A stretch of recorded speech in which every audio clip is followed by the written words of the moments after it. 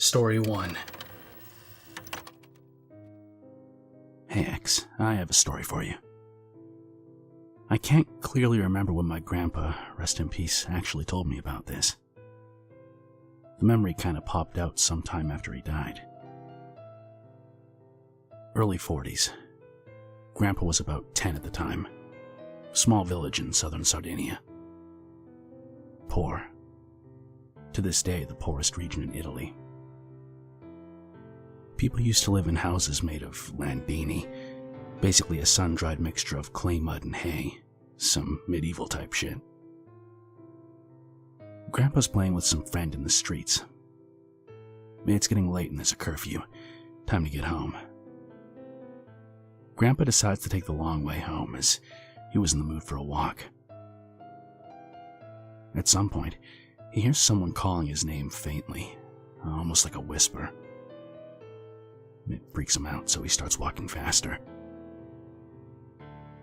He hears it again, this time louder and clearer, in the voice of a man without any kind of accent. This is important because us Sardinians have a very strong accent, and if you know about it, it's immediately noticeable. Grandpa also had a unique ancient Roman-inspired name his father made up, so there was no mistaking it. Yet there was no one in sight. It was also getting darker by the minute.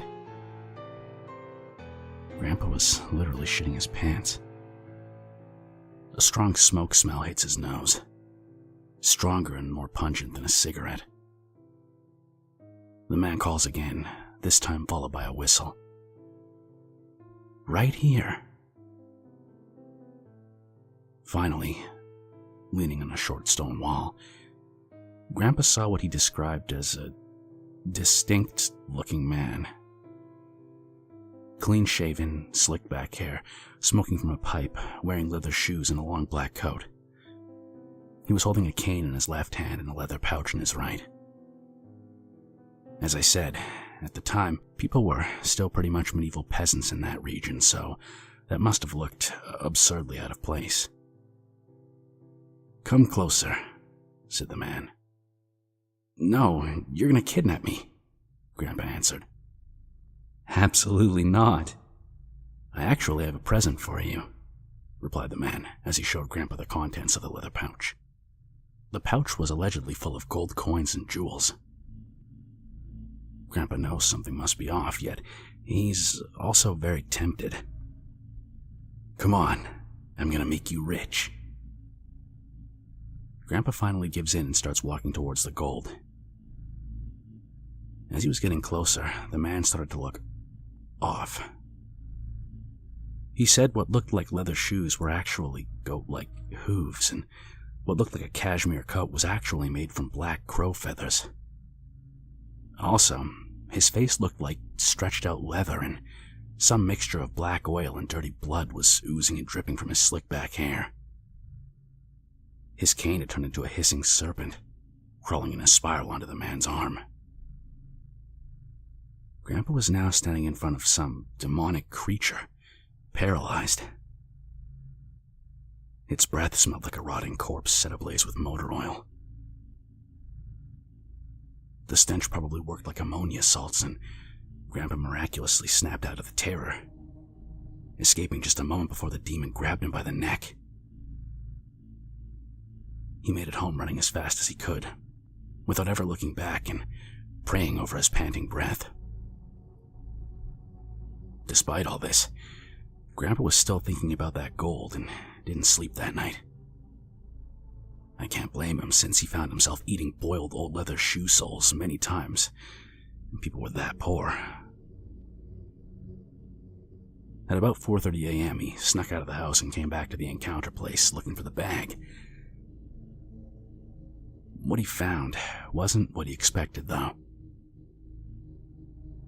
He said he found a canvas sack full of dirt, worms, shit, and some pieces of coal.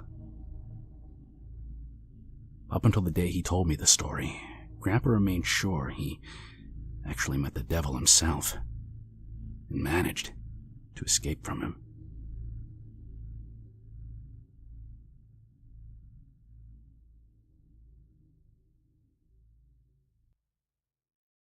Story 2. I told this one on X sometime last year. Being preschool, back when I lived in Florida. Playing during recess or whatever in the playground with some friends. We noticed most of the other kids and even the teachers and caretakers were all gathered under the jungle gym. The jungle gym in question is almost like a small wooden fortress. The upper level is exposed to the sky, mostly empty except for a slide down. Lower levels completely shaded with the ceiling, walls, and benches to sit on. We wander over to see what's going on. On one of the support beams inside the jungle gym is this thing that looks like a domino mask, but it has moving eyes. They're not still, nor are they inside the mask, but they're partially pushing out of the eye holes and look kind of bloodshot, like someone that's panicking. It keeps darting its eyes at all the kids and adults gathered to look at it. After a few minutes of staring at it, the teachers and caretakers start herding us away and back inside. I haven't heard anything like it since then, not even in folklore or legends or cryptozoology or whatever. The last time I posted this story on X, one anon pointed out that if it was real, it should have been in the newspaper. He made a good point, and I can't 100% claim it wasn't a dream or something, but I swear to God that it was an actual lucid experience I had as a preschooler. Plus, it could be justified that either it was in the news and I was just too young to know anything about it, or maybe none of the adults at the preschool wanted to report it. It's not something that haunts me to this day, but it's an encounter that I think about sometimes. If nothing else, because it's one of the few things, possibly the only one, that I've experienced which I can't explain at all. It happened at the Academy for Little People in West Palm Beach, if anyone wants to try and find anything.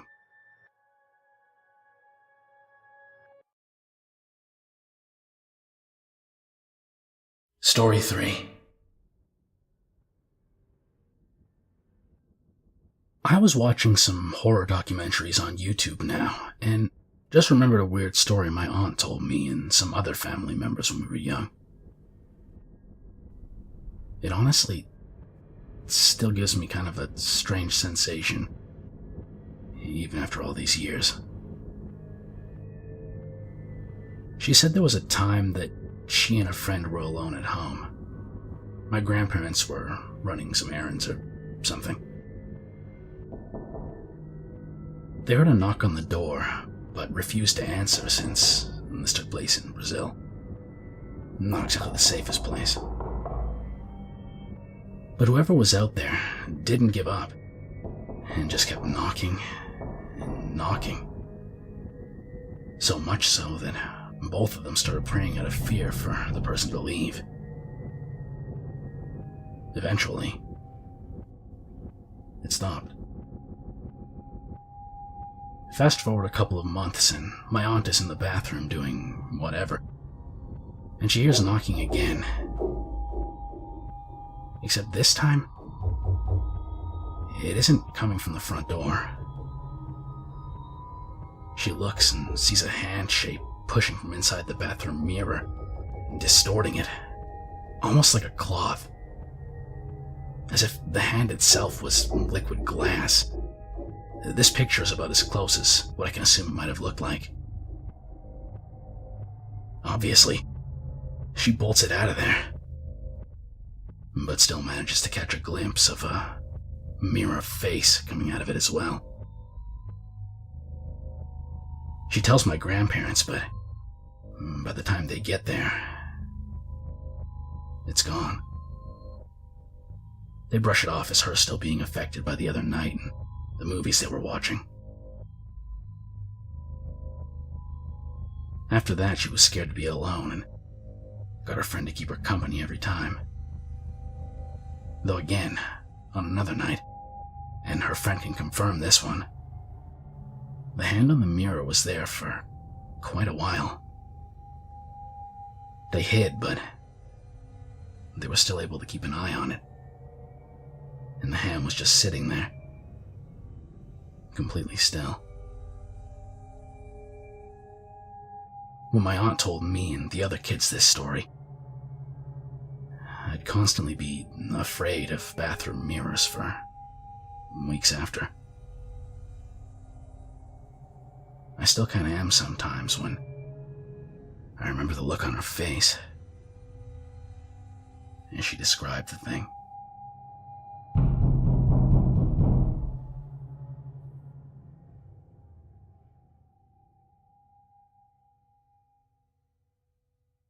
Story 4. Be me, driving home to a house I've lived in for 8 years. Normal day, normal drive home, until I get 300 feet from my driveway. A small house that was never there before is nestled behind some trees just down the road from my house. Ask my wife when I get home if she's ever noticed it. Nope. Don't think much of it.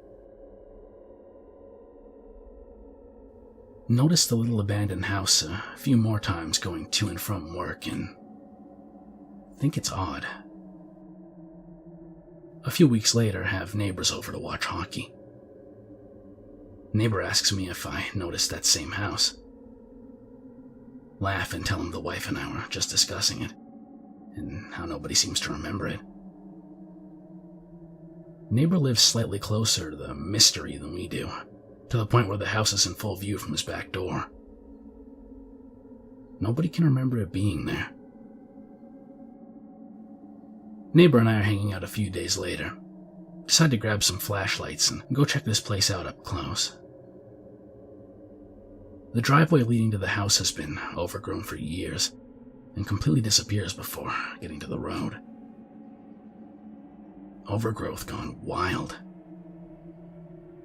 We get up close and it's brick, only a couple bedrooms, and the siding is covered in ivy, windows boarded.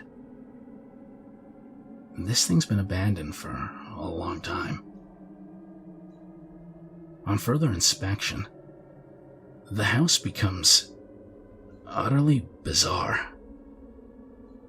Nothing seems to add up, and while it looks like a normal house from a distance, up close it appears to be made of cheap plastic.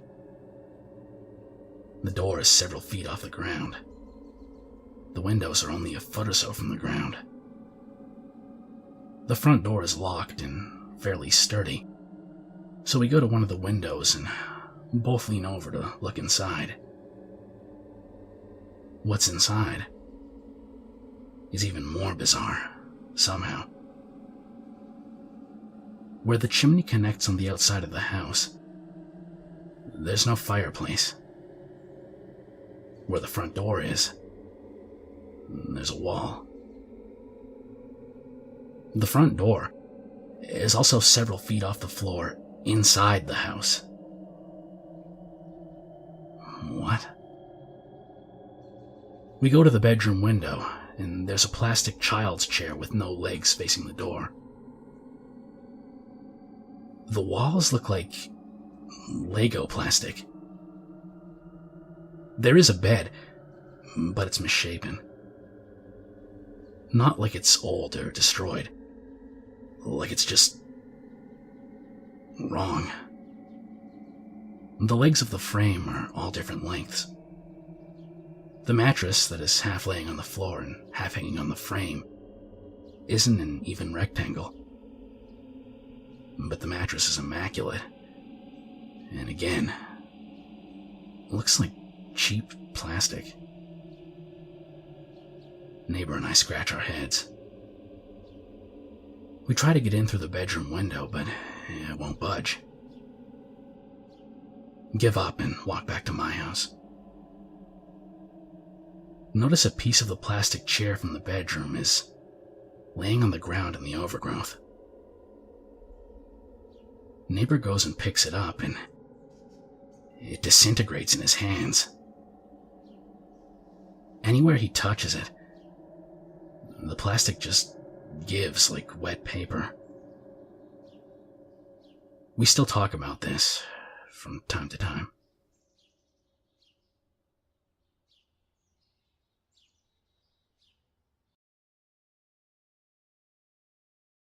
Story 5.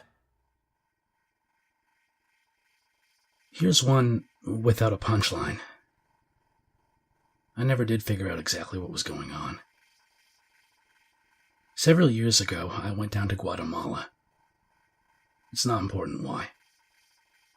The only thing you need to know is that me and a few others were going to be meeting one-on-one with a bunch of locals over about 2 weeks. Me and a colleague. She's not important. I discover early on that many of the women we talk to are scared to go to the hospital. Try to figure out why, but locals won't say. Make a note of it and move on, as we were on a tight schedule. I don't forget about it, though. Going forward, I make a point of gauging how everyone feels about the hospital.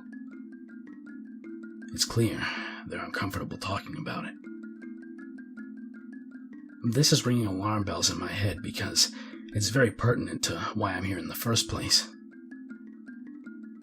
Anyway, there's a local doctor I'm in close contact with. Call him Dr. Gomez. He works at the hospital in question. Second day of my arrival, I meet up with him. I tell him what I'm hearing so far. Now, most of you reading this will think, these are ignorant peasants, they're probably just scared of modern medicine. But take it from someone who works closely with Central American rural farmers and villagers all the time. That's just a cliche. Many are deeply superstitious, of course, but they're not scared of modern medicine. They just think modern treatments are less effective than herbal remedies. Anyway, that's not the point. The point is, Dr. Gomez actually tries to sell me on this ignorant peasant bullshit. Not in those words, though. This sets off more alarm bells. It's a very strange thing for a doctor to say that about his own community. Now I'm suspicious not just of the hospital, but of Dr. Gomez as well. Keep this to myself. The next day, I'm meeting with locals again. FYI, my colleague and I are moving down a list of families. We're about a quarter of the way down the list by the third day. The first few people we meet with express the same wariness about the hospital that the others did. Again, they won't really say why. About halfway through the day, everything changes. Anytime I bring up the hospital, people sing its praises. It's like that for the entire rest of the day. I'm puzzled. What do I make of this turn of events? Decide to follow a hunch. The next day, I backtrack. My colleague continues moving down the list, meeting with locals, while I revisit a few families that we've already talked to. Suddenly, all of those people are changing their tune. I mentioned that they expressed concerns about the hospital before. They deny it. I become more direct, reading from my notes. They still deny it. And then it hits me. They're all parroting the same thing.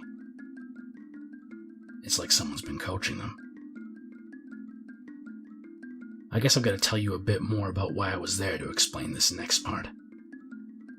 So I was sent down to Guatemala because there's an obesity and diabetes epidemic down there. Local government was working jointly with doctors and scientists to develop a nutritional guideline. Nobody follows it, and the government is perplexed. I was brought in to have a roundtable discussion with the local scientific community to work on resolving what they regarded as a cultural issue. Dr. Gomez was one of the participants in this discussion. All participants were provided with the list that my colleague and I would use in conducting our interviews with the locals. So, Dr. Gomez had this list. I thought about his suspicious hand-waving and the fact that roughly after I'd spoken with him, everybody began changing their story. Realize I'm about to be totally stonewalled if I don't do something. So I decided to go off script. I jumped to the end of the list, visiting a family at the outer edges of the village. When I get there, I see Dr. Gomez leaving. He doesn't even notice me because he's holding the damn list, reading through it. But he looks up, and his reaction confirms my suspicions. Surprise, concern, anger. But he plays it off quickly. Tells me he's surprised to see me out here already. I ask him what he's doing. Making a house call. I ask what about. Physician-patient privilege. He tells me very curtly that he has to go. I decide to go ahead and talk with the family. I find the wife alone. Of course, she doesn't tell me anything. She's obviously scared, but when I bring it up, she says she just doesn't feel well. So I ask her if she wants me to take her to the hospital. I see panic in her eyes as she tells me, no, and she just has a headache or something. Keep in mind, she's acting like this after pretty much parroting what all the others said, singing the hospital's praises. Something's going on here and it's getting buried. I can feel it. That night, I'm in my room, staying in a small house with my colleague. I'm thinking through my interviews and looking through my notes. It's very late and I should be in bed when I hear footsteps outside my window. I glance outside, but nobody's there. By this point, my suspicions have got my anxiety heightened. I'm a researcher after all, and part of my training involves knowing when you're stepping on people's toes. I could sense that when I ran into Dr. Gomez earlier today. I'm wondering if maybe there's something bigger here than I realized. I hear movement at the front door. I get up and slowly make my way over to it.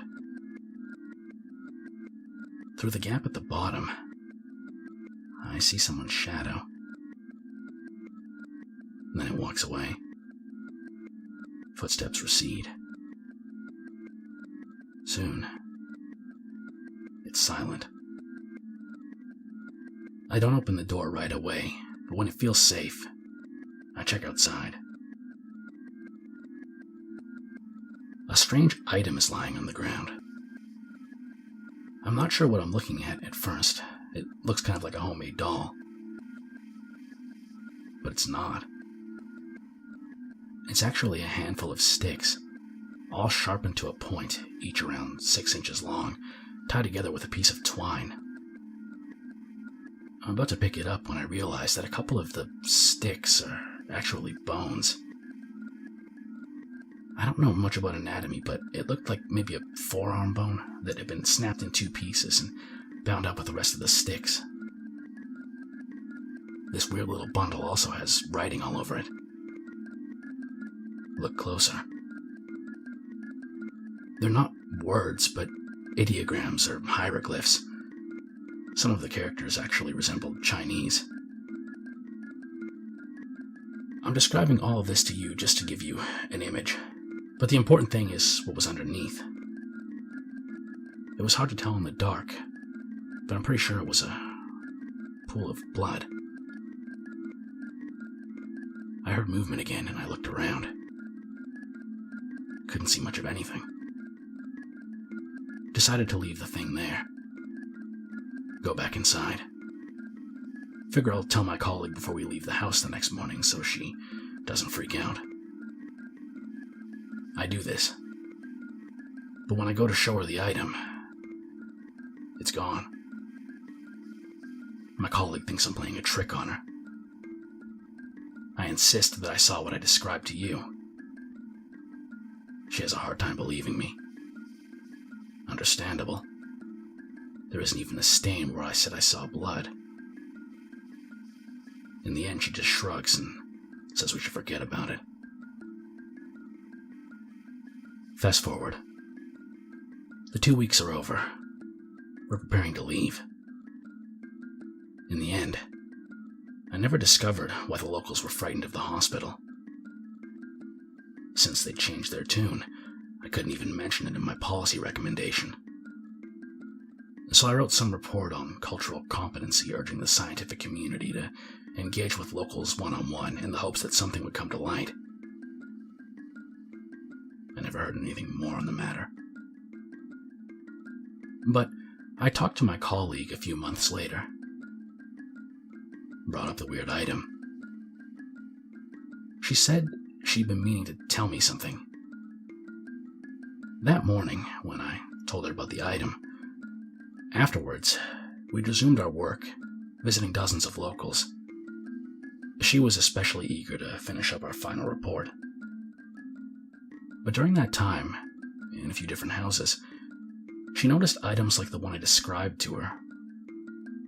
Some were pretty different, but some were almost identical. She saw clumps of dirt and moss tied together, sticks tied together with twine sharpened to a point.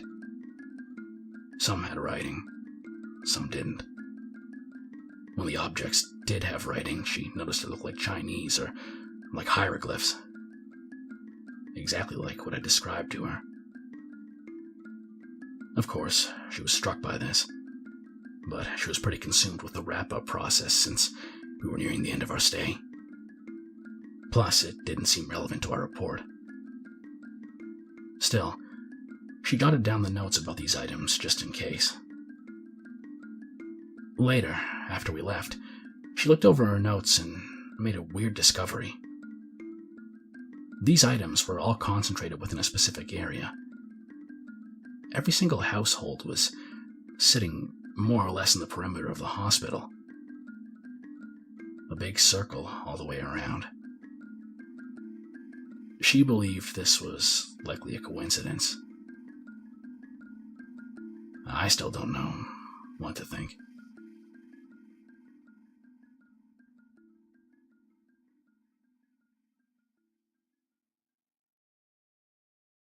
Story 6.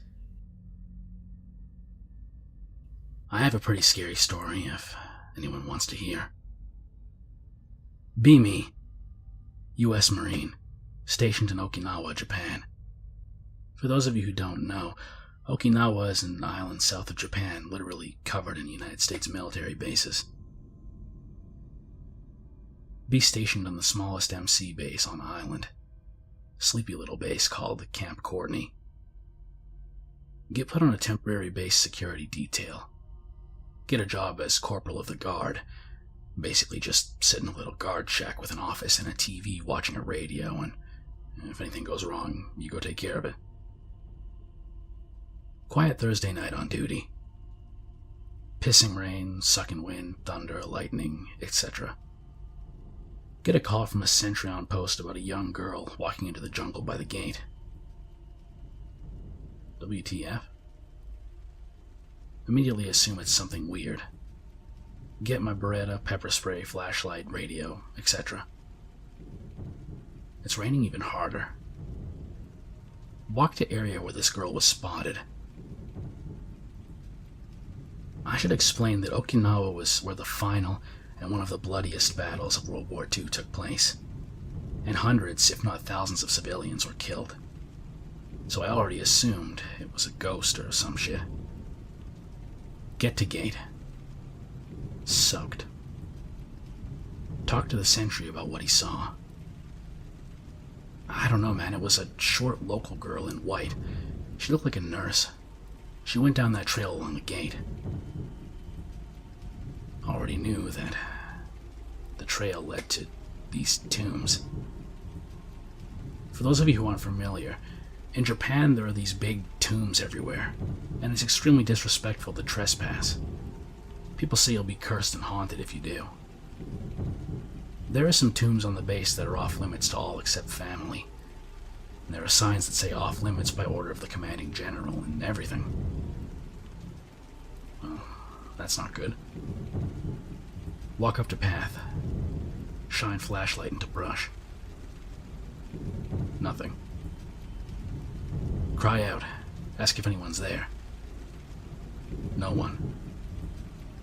Tired, wet, and a little spooked, I say, screw it and go back because it's probably a ghost anyway. Tell the guy it was probably a cat or something. There are wild cats all over Okinawa. Yeah, right. 2 hours later. Sentry relieved. Different guy at the gate. Sentry radios. Tells me he saw someone walking into the bush. God damn it. It's like 2 a.m. Windier than before, and still pouring. The guy had no idea about what happened earlier. Go check it out again. Ask the sentry if it looked like a nurse. Yeah. Okay.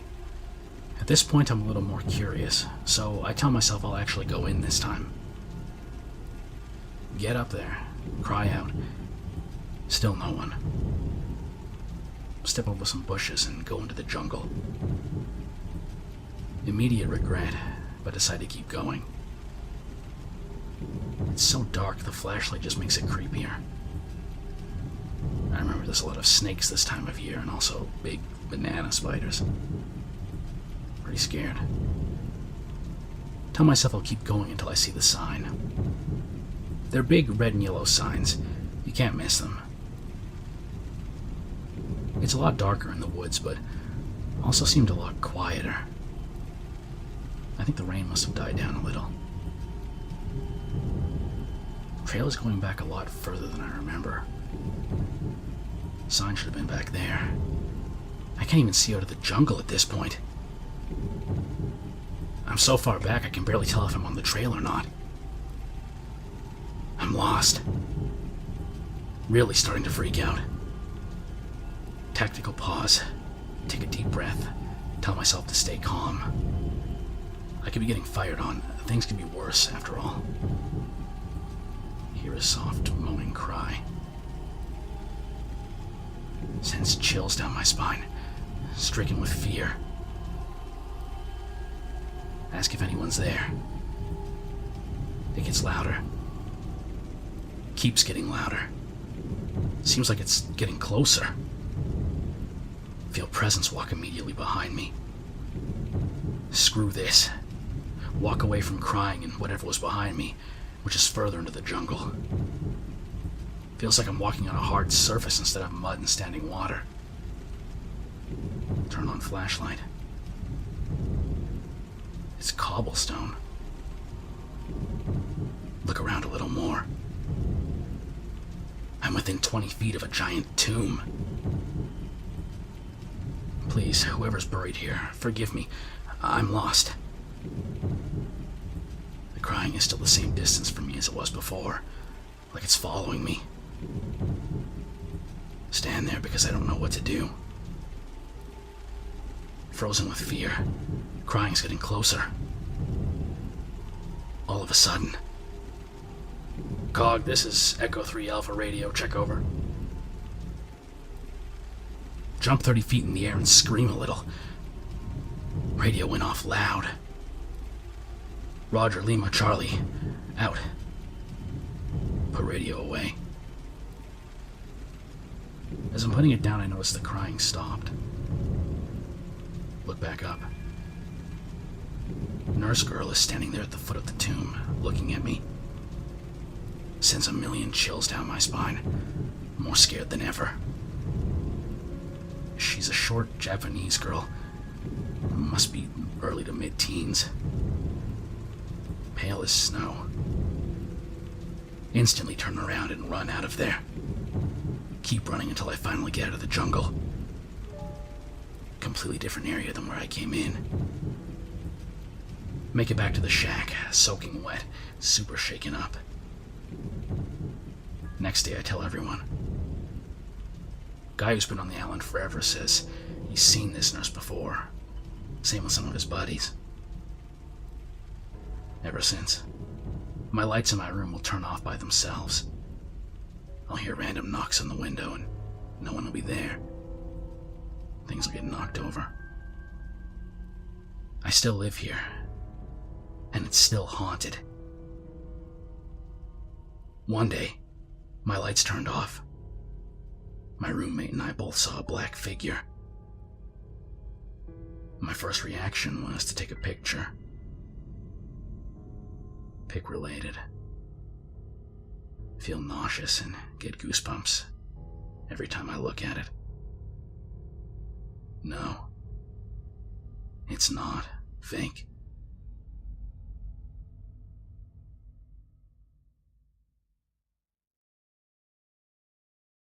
Story 7.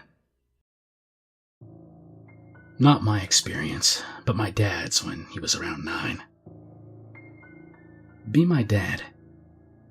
Being babysat by great aunt in old house on a hill in nowhere, Oklahoma. Playing on the couch in the living room.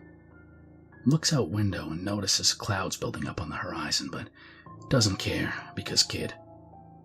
Playing with his toy when he hears faint crackling and sees movement from the corner of his eye. Looks over to see this orb float into the room from the window. Freezes in terror as he takes in the orb. It's between the size of a volleyball and a soccer ball and floating loosely in the air. Bluish-gray color with semi-defined edges. Interior looked like a mix of static and wispy tendril-like smoke. Orb slowly drifts further into the room and slows down at the entrance of the hall. Orb rotates 90 degrees and meanders into the hall. Floats to the first room on the left and phases through the closed door like it's not there. Orb phases through the room's wall back into the hall this time, sizzling like bacon as it moves through walls, unlike doors. Gently floats further down the hall and stops at the second room. As though it were thinking, it hesitates at the door and continues down the hall like it decided it didn't want to visit the room. At this point, Dad has had enough and finds the strength to shakily stand up from the couch. Orb stops in front of the last room on the right and goes through the open door frame. Dad screams for great aunt in another part of the house, but she doesn't respond. He runs out of the living room, practically in tears looking for great aunt. Finds her in the mudroom and tells her about the orb. She brushes him off because he's a kid. Finally convinces her to go into the last room and look for it. Great aunt walks down the hall and sees nothing. Gets pissed Dad wasted her time and beats his ass with a wooden yardstick. Fast forward to today. He can't decide which part was the creepiest. The fact that an orb invaded the house, or that it had a mind of its own.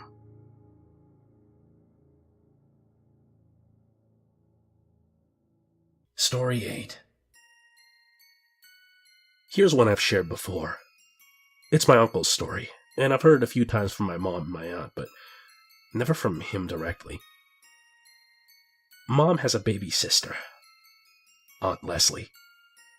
She's much, much younger than my mom, and living with us for several years. To give you an idea, she was still in high school when I was in middle school, so she was really young, my grandparents' last kid. Anyway, after she graduated, she met the guy who would be my future uncle. Let's call him Jake. Jake seemed cool, but there was only one problem. He was a bit of a drinker. Now, my parents are very old-fashioned and deeply religious. No way that my mom was going to let her baby sister date a guy who drinks. But Aunt Leslie apparently falls for him, and she makes him swear that he'll give up drinking. So, Mom begrudgingly allows them to date. Some time passes. It's been several months, and it's apparent that Jake hasn't curbed his drinking at all, nor does he intend to. Mom tells Aunt Leslie that she's got to break up with him. Aunt Leslie cries, but agrees with my mother. She calls Jake. He doesn't answer, but it's a little late in the evening, so Aunt Leslie just assumes that he's with his friends. But the next day, Jake shows up at our house. My mom, Dad, Aunt Leslie, and Jake have a serious talk. I remember my dad chewed my ass out for running in and out the back door and told me to stay in my room. He looked dead serious, and he was never like that, so I did as I was told. After that, Aunt Leslie and Jake are dating again.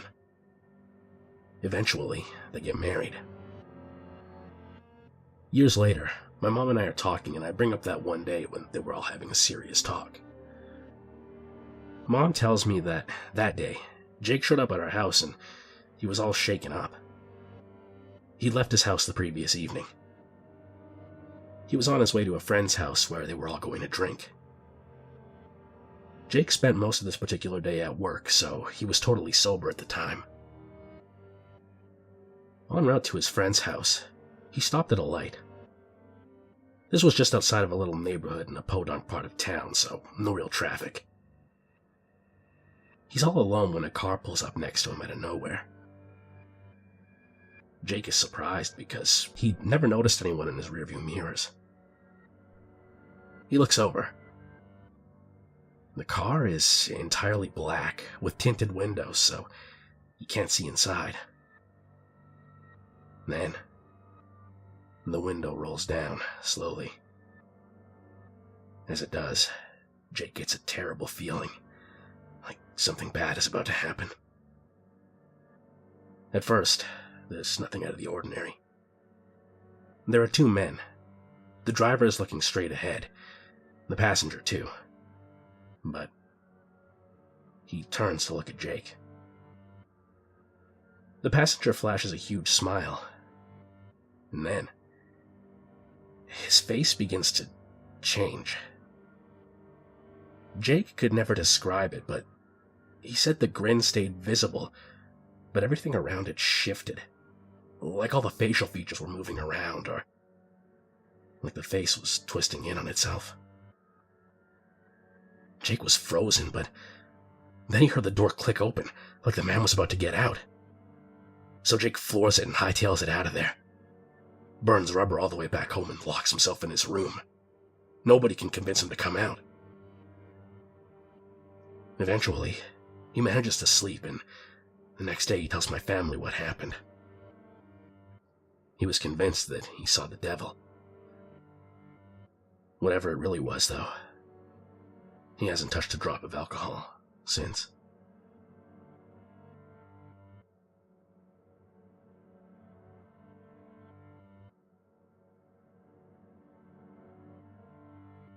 Story 9. I think I found a fake town last year. Like Truman Show fake. Be me. Last summer. Cross-county road trip and hitting up some national parks. In central and southern Utah. It's getting late, like 10 p.m. Been driving since 6-ish. It's really dark. No moon, and can only see what's lit up by my headlights. Decide to find someplace to rest for the night at the next exit. See a town off in the distance. Turn off on only pull-off I've seen for over an hour heading towards town. Pull-off is unmarked and unlit. Not on my car's GPS, and there's no cell service. The town is directly ahead though, so keep going. Road turns to dirt road, and it's about 5 miles until it turns to pavement again. Right at the town where businesses and houses start showing up. Immediately, town strikes me as weird. Nobody's on the streets. No cars are in the streets or in the business parking lots, and jazz music is being pumped loudly through the streets for some reason. Not super loud, but just loud enough to hear. This town that looked to be about 7 blocks wide from some miles out has every major fast food chain I've heard of and 7 hotels on the main street. Still no cell service. Still not on car GPS. Go to get food. KFC was fully illuminated and unlocked. Nobody there. Same thing with Jack in the Box. McDonald's has a cashier and cook when I go there, but both look annoyed, take my order, and give me distinctly non-McDonald's nuggets and fries. Leave. Start going to get a bed for the night. Hampton Inn. Empty parking lot. Third annoyed-looking person informs me that they're all booked up. La Quinta. Person I'm now convinced was the cook at McDonald's is behind the check-in counter. Also empty parking lot. Also fully booked. Holiday Inn Express. Empty parking lot. Person that was clearly the cashier at McDonald's is behind the check-in counter. Surprisingly, they have rooms. Ask him if he's the guy from McDonald's. No, that's my brother. Alright, good enough for me. Get to room. Wi-Fi exists, but nothing loads. Shower, crash. Wake up the next day. No breakfast in the lobby. No other guests. McDonald's guy is still there for checkout. Ask him how to get out of the town. Same road you came in on. Head to McDonald's to get something to eat. Town is still playing smooth jazz. Still nobody on the street. Order a drive-thru. Drive-thru lady is definitely the lady from the Hampton Inn. I ordered a McGriddle and black coffee, and she hands me a microwave English muffin sandwich and what I assume to be some kind of instant coffee. Place is too weird to stay and argue. Heading down the only road in and out of town, and maybe 3 miles onto the 5-mile dirt road, notice big metal wire fence on both sides of the road in the desert. They meet on the road in a big motorized gate that's open. As soon as I pass through, gate starts closing. Get back onto the road and finally get onto 62. No, that's not right. I could have sworn I was on 89 when I decided to pull off, and there's mountains in between. Finally get cell service. Nothing matches the description of the town, and none of the charges ever show up on my card. I've told some people, and one person suggested it was Richfield, but I know I was south of there, and, they would have actually charged me for stuff.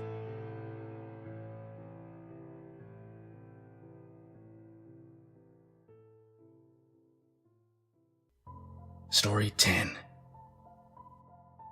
I don't expect to be believed, but I'm just going to tell the story and go. 19, male, Arizona. When I was young, I had to live with my dad in a caravan park in the desert at the edge of some dirt-poor hick towns. The people there were basically 100% white trash burnouts. The most depressing kind of environment for a kid to grow up in. Dad was alright. He drank, but wasn't angry, worked a lot, and didn't really care what I did. He was a demolition worker and would sometimes be gone for days at a time. During these times, I would stay in this one van with a family of 3 who were pretty close to us. There was the dad, John, and the 2 sons. One my age, Michael, and another one a year younger who, no shit, was called Dog. Now, even in that setting, Dog was a weird name. Like, there were literally people with the name Cletus there, and even they laughed at the name Dog. But the family was really nice nonetheless. I hardly saw the dad because he worked and drank like my own father, so it was usually me, Michael, and Dog mucking around the caravan camp doing whatever we liked. Michael and Dog were nice kids, but I'd had a little bit of education, having spent a few years with my mom in the city, And by comparison, these kids were pretty simple. Their idea of fun was catching lizards and mashing them up with sticks, which was a good way to kill time, I guess. They also had a PS1 with some games, but it always glitched out. The main thing I remember about hanging around them was the smell of their caravan in the heat. This really rancid stench would build up as we played PlayStation or mashed lizards or whatever. The hotter the day, the worse it was. So one day, I asked them what the smell is all about, and they said they'd show me. So they take me into the back section of the caravan, which is cordoned off from the rest by one of those sparkly bead curtains. And that's how I found out their dad was into taxidermy. There were buckets of roadkill and his taxidermy handiwork lining the walls. The windows had been fully taped off with black duct tape and were actually bubbling in the heat, leaking this thick plastic-type smell that mixed in with the smell of meat. I saw most of the taxidermy animals were lizards and realized why they were all about killing lizards.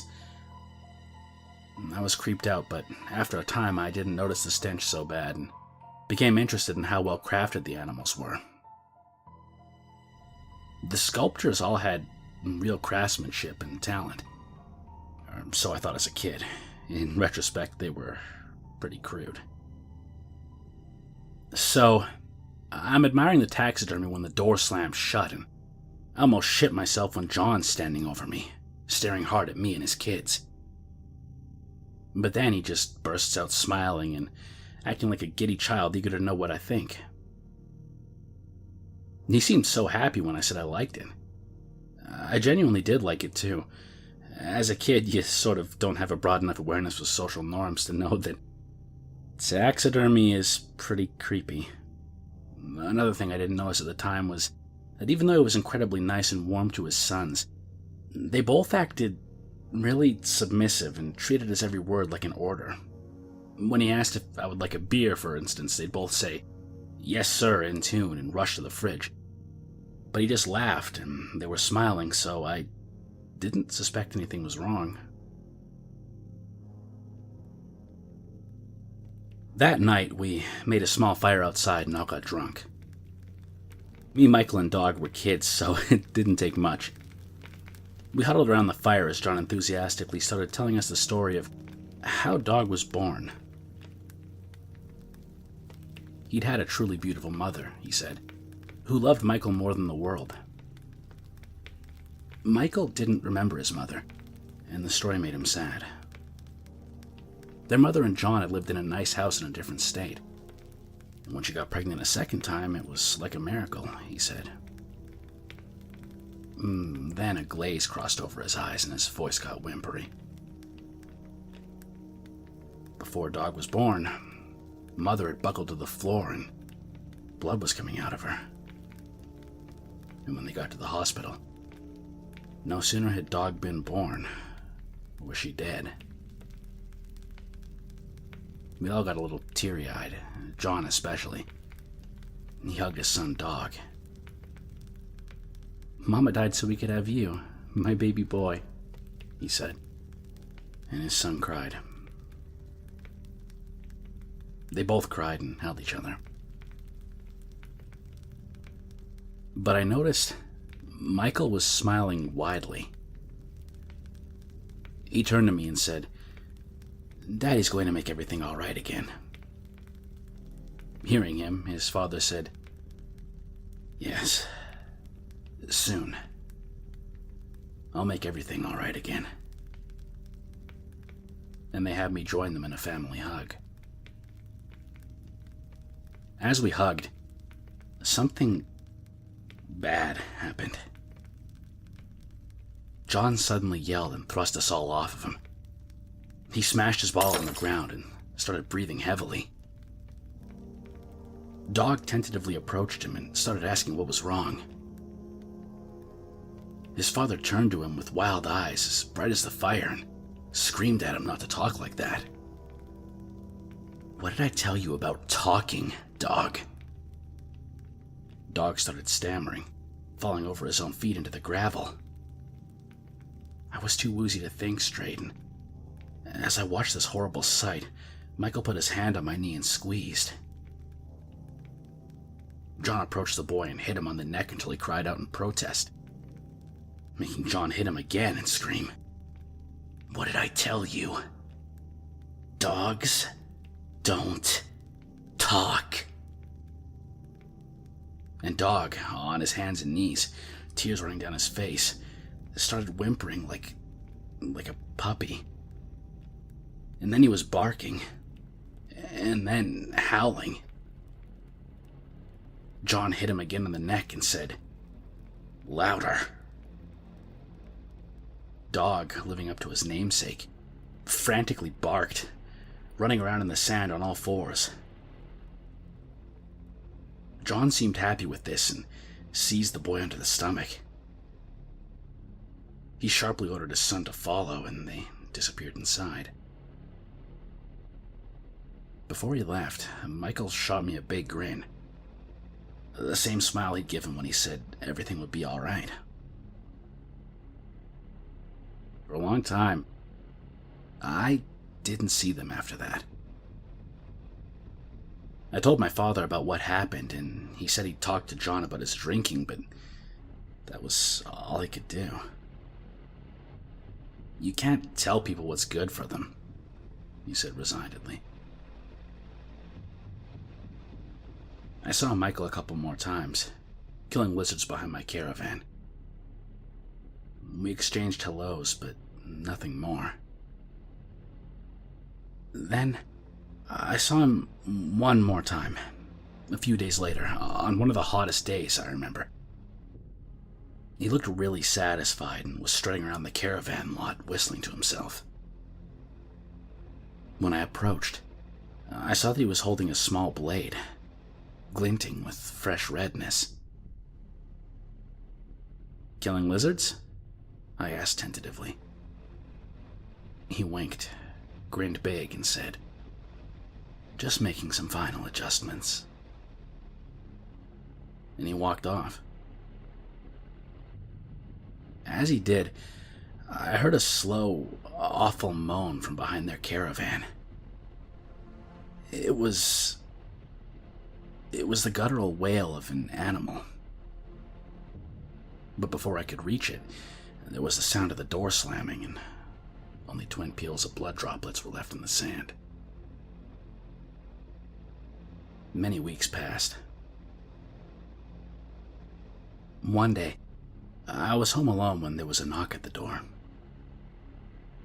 I opened it and saw John, standing and smiling. His appearance struck an instant unease in me, but he started apologizing for the night I had witnessed and seemed very genuine. He talked about how his drinking was out of hand and he really shouldn't have gone off around me. He wanted me to know that things were finally getting better and wanted me to come over and see them all. Half out of fear, half out of childish naivety, I followed him. "I really am sorry. He should know not to act that way," he kept saying. "But things are finally getting back to normal. It's been a long road and a hard one, but things are finally coming full circle." I noted now that all the windows had been blacked out. He opened the door and shut it behind me. Inside, it smelt worse than ever. I almost gagged at the fecal stench, the burned plastic, and mincemeat. It was hard to see, too. The whole place was dimmed out through the taped-up windows. A cloud of foul-smelling steam hung in the air. I looked down and saw Michael, casually sprawled out on a mattress playing PlayStation as if unaware of the changes. He was excited to see me. "Hey man, things have gotten so much better. It's been a long road and a hard one, but it's finally getting back to the way things were." He was grinning like he could hardly contain himself. Him and his father kept exchanging sneaky smiles. I noticed he was wearing a shirt and pants many sizes too big for him. "Who's up for a beer?" he announced.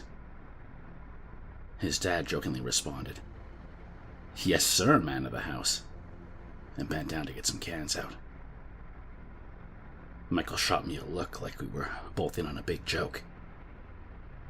I tried to ignore the noises coming from behind the bead curtain, but he sensed it on me and said, "Wait till you see it.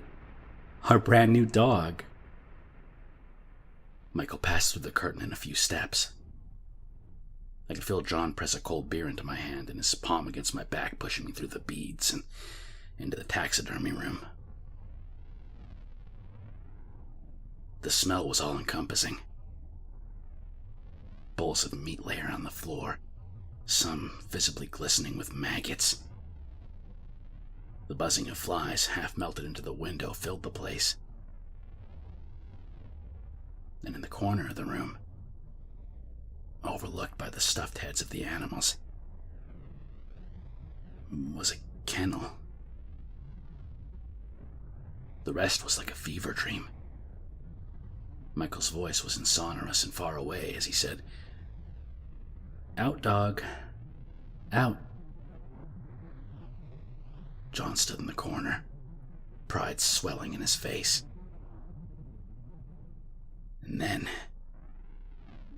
it was shuffling out of its kennel, one paw after the next. The brand new dog.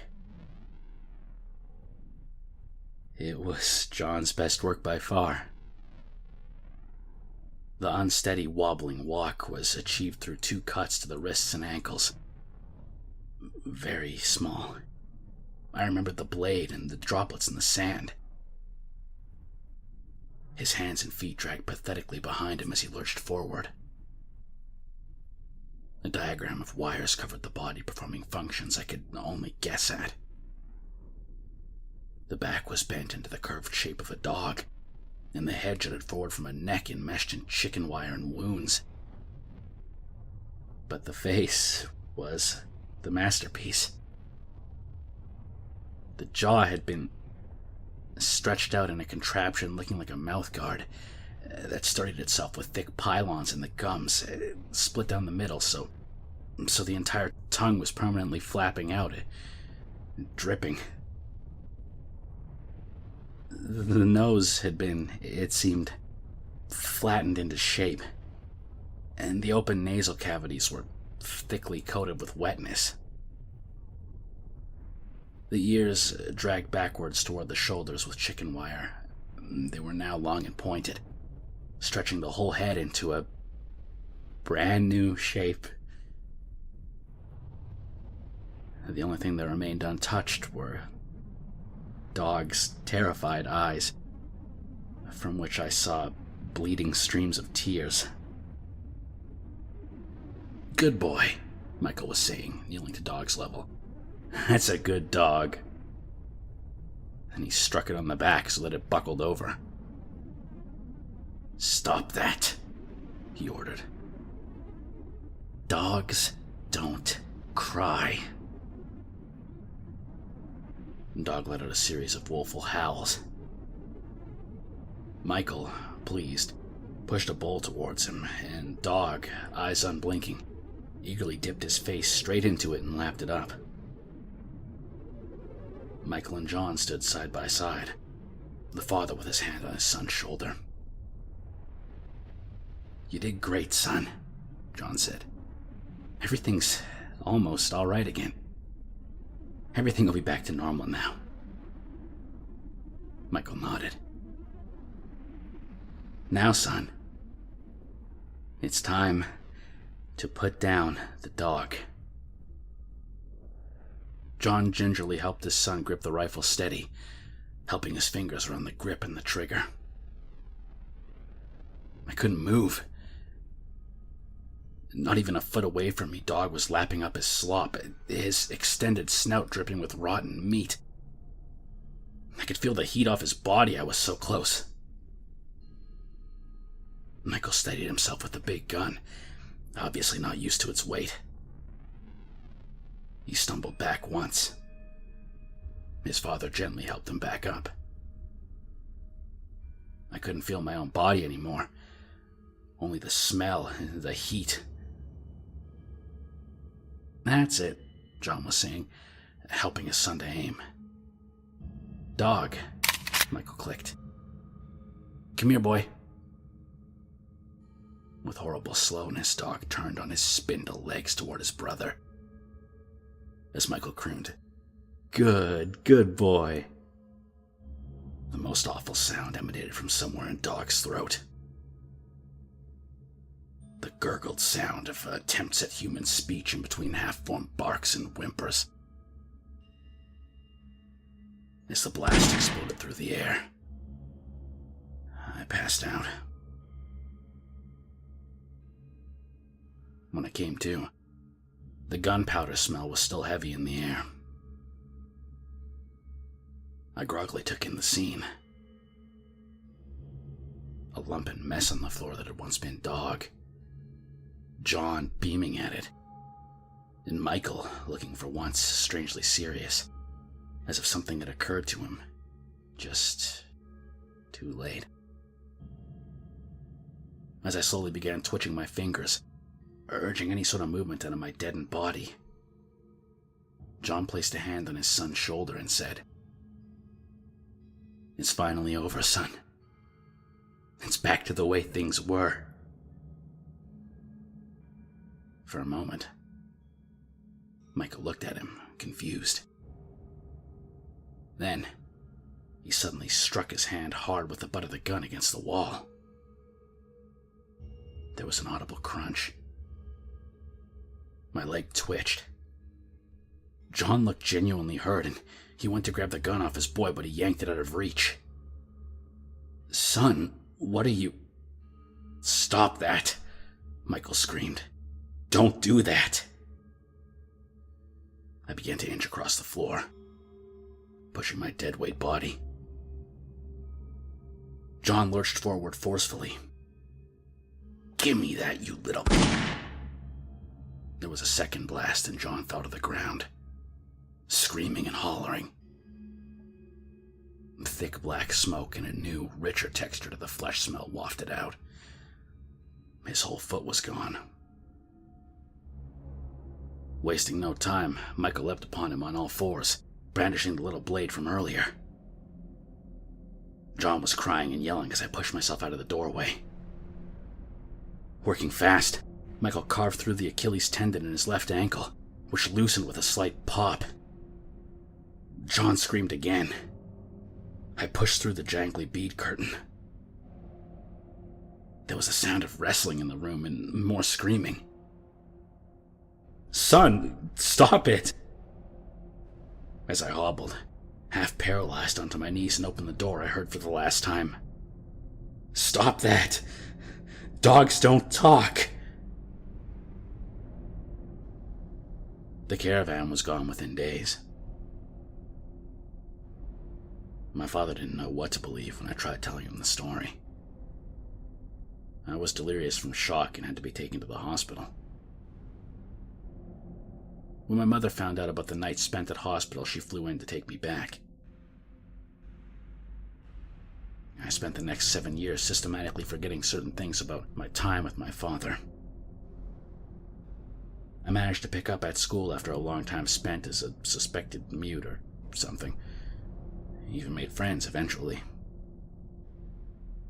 I received little correspondence from my father. He remains at the same caravan park to this day. One day I got a call from him saying a young man had been by asking for me. He was sad to hear I no longer lived there. He asked to leave a message. Went as follows. Dear Anon, it's been 15 dog years since we last met, but just wanted to let you know the old bitch is still kicking. I've made some big improvements since you last saw her. Hope everything's alright with you too. I never heard from him again.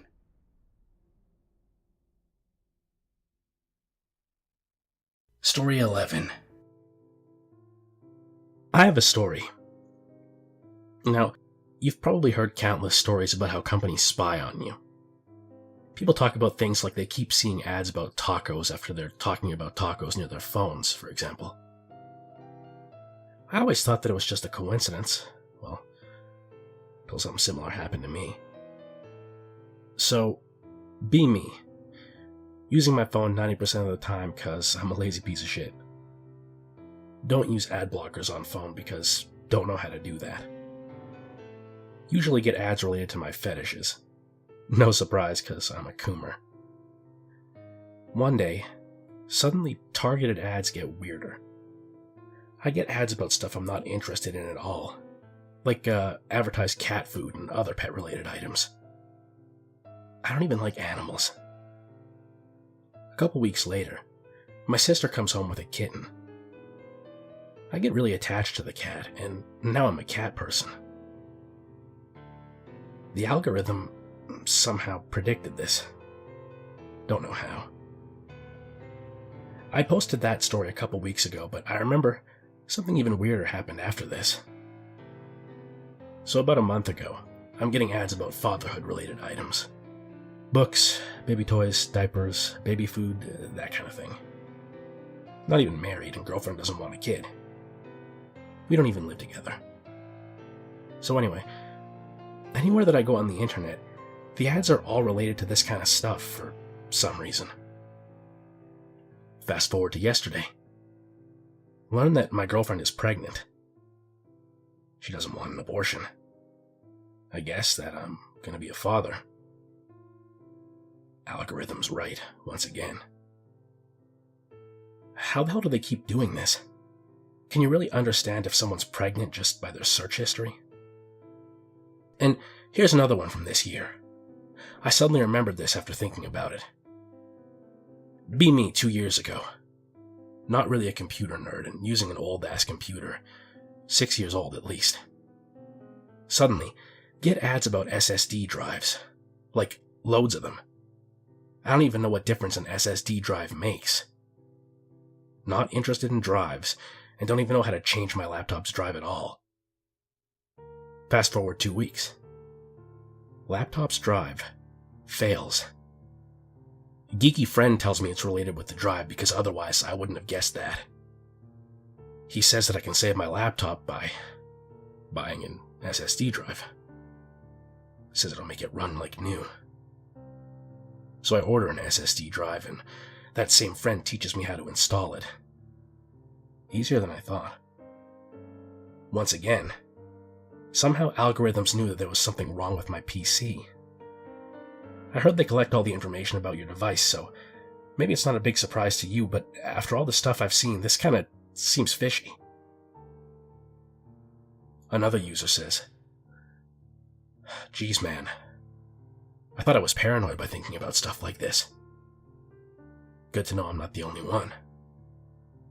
This happened to me 2 months ago. Be me. Be casual Call of Duty player.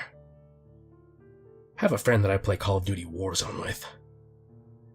I'm quite the noob and get beaten constantly. My friend is a really good player. We met in the game. Despite being a new player, he's shredding. Turns out he was playing COD games for years, but just was new to Warzone. Built a good friendship with the guy over the months. He's Brazilian. Don't know exactly where he lives, but his name is Felipe.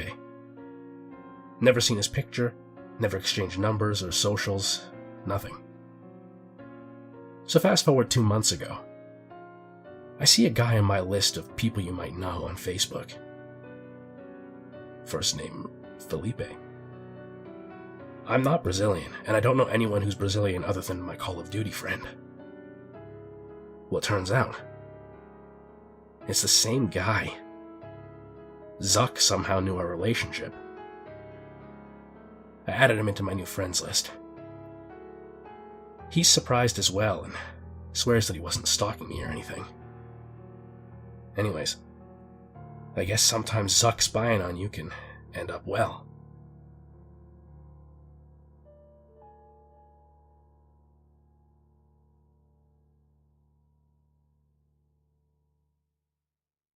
Story 12.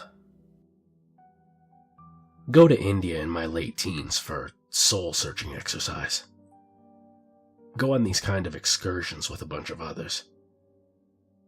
End up in some shitty village. See crowd of people gathered around someone. Lots of these charlatans about.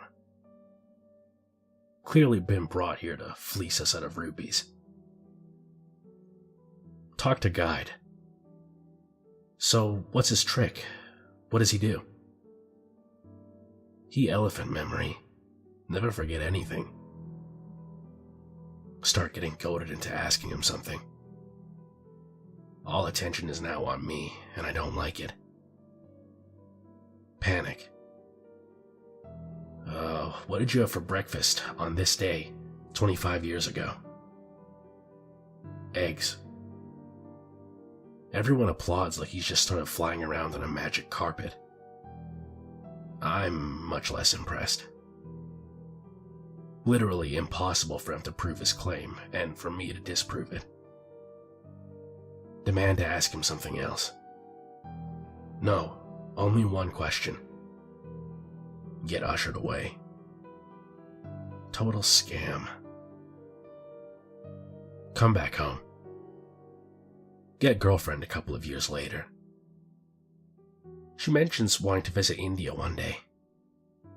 Tell her about how it's all one big con. Tell her about my experience. Come up with simple solution to dab on this hoaxer. Tell her my plan. She agrees it'll work. We go back to India about 6 or 7 years after I'd been there myself. Hope the guy hasn't died because he was old when I was there in my late teens. Take excursion to village. Guy doesn't remember me at all. See crowd of people gathered around old man. Contain excitement. Talk to guide. So, what's his trick? What does he do? He elephant memory. Never forget anything. Tells me to ask him a question. Now I encourage people to gather around. The hunter has literally become the hunted. Don't even need to think about what I'm going to ask him. He makes eye contact with me, and I ask him a simple question. How? He doesn't even blink or take a breath. Scrambled. I do a 360 and walk away in silence.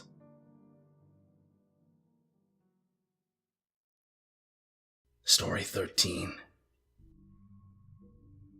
I got one about aliens, I think, if anyone's interested. Although I'll warn you now, it's pretty anticlimactic. Be me. Living in little blink-and-you'll-miss-it town in an S-hole country.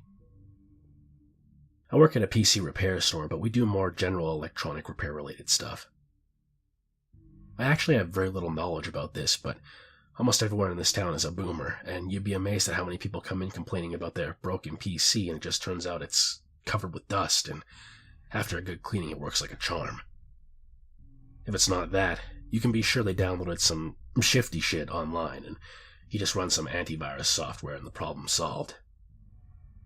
Anyway, I'm at work like normal when the local head cop walks in, sheriff equivalent I suppose, and tells me he needs some help with some tech-related stuff on a case he's got. Like I said, I know very little about this stuff, but once you fixed a boomer's PC or laptop or phone one time, they think you're a savant. Get permission from boss to go help. Go to police station. Have to sign something about how I'm like an IT advisor on the case or something. He starts asking me if I saw any weird things recently. Weird. Eventually he slides me a smartphone. Tells me that some local girl went missing and her friends say she got abducted by aliens while they were making blogging videos of some kind, and he needs me to find them so we can watch them. I'm dead inside as I scroll through this phone. We got the password from the friend, somehow she knew it, and realize I'm literally just here to find the video on her phone and click play.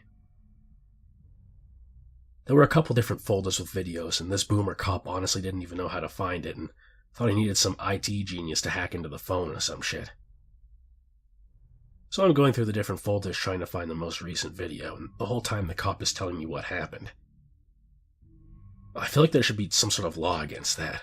Like, he can't just tell me about this case and these people involved, but I guess when you're in the middle of redneck nowhere, people really don't care too much about the rules. If the family wants to sue him for that shit, I imagine they'd have to take him to the nearest city, because we don't even have an actual courthouse.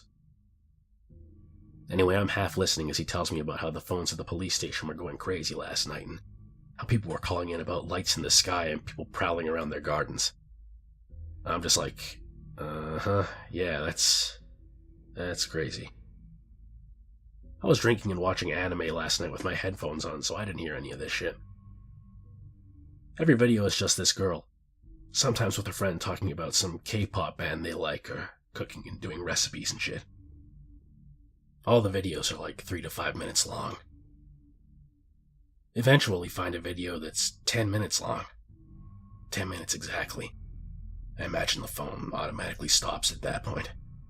And skip to the end, and it's just like 2.5 minutes of nothing. Phone's just pointing at the ceiling fan, and then it cuts off. Bingo. Track back to the 3-minute mark. A girl is lying on her bed talking to her friend. It's a split screen and her friend is just chilling at her house, I'm guessing. They're talking about some random shit. It was super forced and awkward.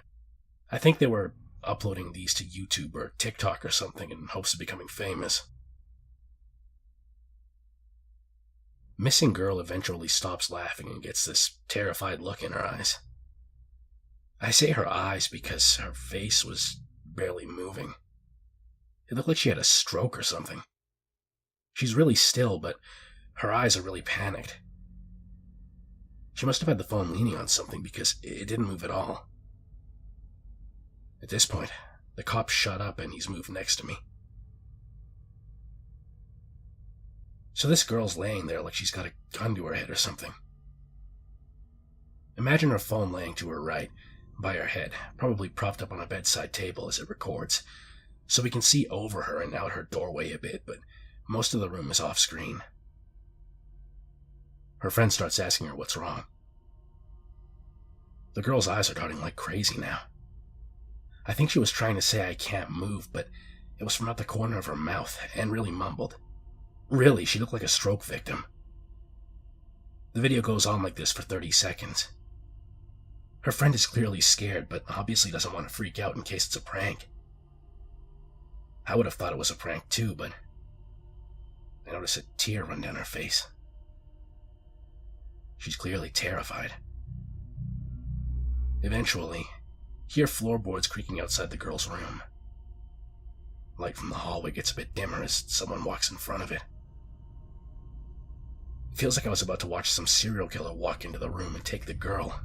Like CSI Miami or something. The girl's eyes are fixed on her doorway. They're bulging to the point they look like they're gonna pop out. A figure appears in the doorway. Very tall, very dark, quite wide across. Literally needs to turn their shoulders to enter through the doorway. For some reason, the fact that it looked right the wrong way into the other room first scares me. Like, it just gave it this very human element of searching the rooms for someone. Honestly, wasn't even thinking at this point. I was just watching this like I was completely detached, and this wasn't even happening. Like when you're dreaming, but you realize it's a dream. There are 3 of these things, and they enter one after another. The best way I can describe them is they look like a mix between an owl and that thing from Spirited Away. No Face is the name, I think. Imagine that thing, but with an owl's head instead of a mask. But also it has a little lipless mouth instead of a beak. They get closer and I realize those giant black ovals aren't dark feathers like how an owl tricks you into thinking it has giant eyes, but that these things actually have massive, giant eyes. The biggest difference between these and normal aliens is how big they were. The heads and eyes were massive, but not really disproportionate to the bodies. They were wearing black shawl-looking things. It made it hard to tell what their bodies looked like because it was just a solid black mass, but definitely clothes, and clearly the bodies under them were huge. We just sit there dead silent as these things walked towards the girl. You could hear her friend screaming the entire time. They stand over her and I notice she's screaming too, but it's muffled and coming out of the corner of her mouth. It's like I'm watching somebody have a sleep paralysis episode. They reach out. Hands and arms are very stereotypical of gray aliens, slender and pale, but when juxtaposed with those huge bodies, they almost look like tentacles. Two of them pick her up like she's a sack of potatoes. Like they don't even look into her eyes, and they just carry her out the doorway. The one in front makes quite a big bow to ensure she doesn't hit her head on the way out. Weirdly, the camera doesn't move during any of this, but after the two are gone, it suddenly gets knocked over and we can hear quite a lot of clattering. I guess the third one did it? For some reason, the cop whispers there was signs of a struggle.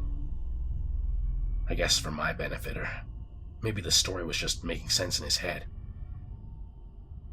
We just sit in silence for the next 3 minutes as the video rolls while pointed at the ceiling fan. Remember how I said it was anticlimactic? Well, that was basically the end. I left the police station like I was a ghost just wandering around, and I never got called back. The girl was never found, and the whole town just seems to have gone, I guess she got abducted or something. I don't know if anyone else saw the video, and I never told anyone but my sister, but the whole town knows the story now, and I imagine about half believe it. I think the video probably still exists, and I've asked the cop about it, but he just says he can't give me the case evidence. As if suddenly he cares about the rules. I don't think any men in black came and scared him or anything, and I imagine he's shown it to a few people. My one friend told me the story in perfect detail, even though I never told him. And that phone is probably sitting in a desk drawer right now about 5 kilometers away from me, but I'm not about to go break into a police station to prove it to anyone. I think the official story was that she got kidnapped by 3 dudes in masks. Anyway, I still think about that girl sometimes. Her eyes looking at those things, and the way they looked at the wrong doorway first. Awful.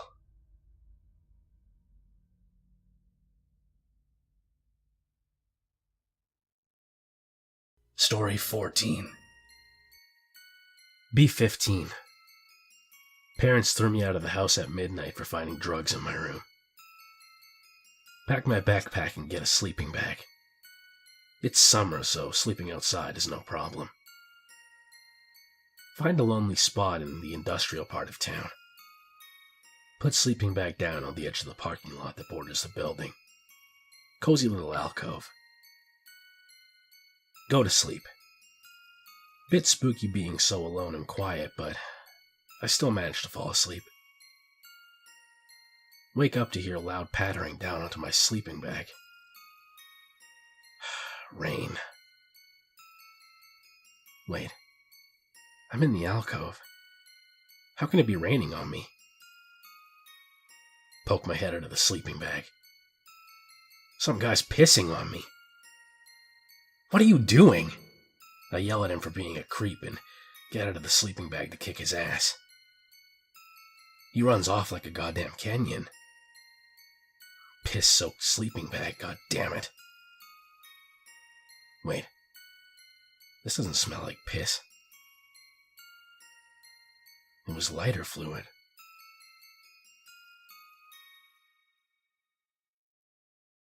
Story 15. Okay, X. I've been wanting to tell you about this for a while. For some background, I work at a gas station located on the highway. Mostly night shifts, 3 p.m. to midnight, so I'm used to the weird, creepy, and downright paranormal. But this... Normal shift. people coming and going. It's about 7. Things are dark and the store is slowing down a bit. Behind the console area. Look to my left and lock eyes. Not that I could, mind you. With a woman? Frail, thin, elderly, with wrinkled skin and giant fly-eyed sunglasses on that cover half her face. Immediately get the jitters from her.